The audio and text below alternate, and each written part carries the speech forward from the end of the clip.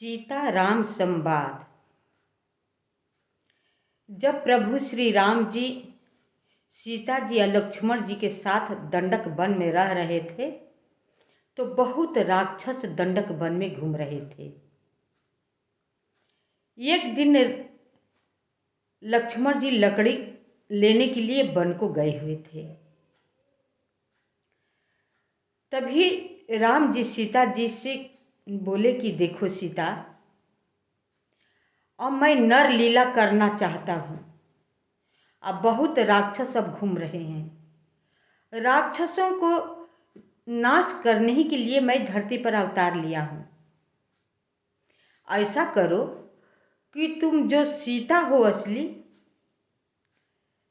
अग्निदेव को समर्पित करता हूँ, उनके पास तुम चली जा और अपने छाया को छोड़ दो।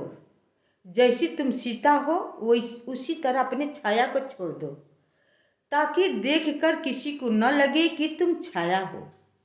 यही सब समझे कि तुम वही सीता हो जो पहले थी।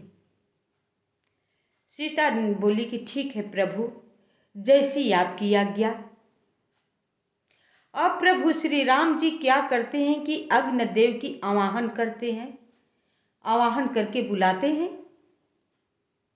अग्निदेव जी प्रकट हो जाते हैं, बोलते हैं कि प्रभु आपने याद किया मुझे कि हाँ, ऐसा करो कि मैं इस सीता को तुम्हारे पास धरोहर की तरह रख रहा हूँ, दे रहा हूँ।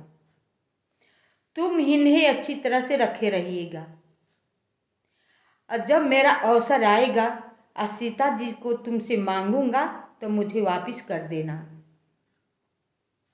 बोले अग्निदेव की जैसी आपकी आज्ञा प्रभु, आपकी आज्ञा शिरोधार्य है।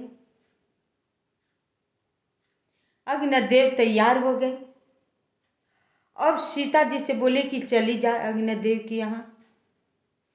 सीता जी अपनी छाया को छोड़ते हुए असली जो सीता थी वो अग्निदेव के पास चली गई, समा गई अग्निदेव में। अग्निदेव लेकर चले गए। ये बात लक्ष्मण जी को भी कुछ पता नहीं लगा।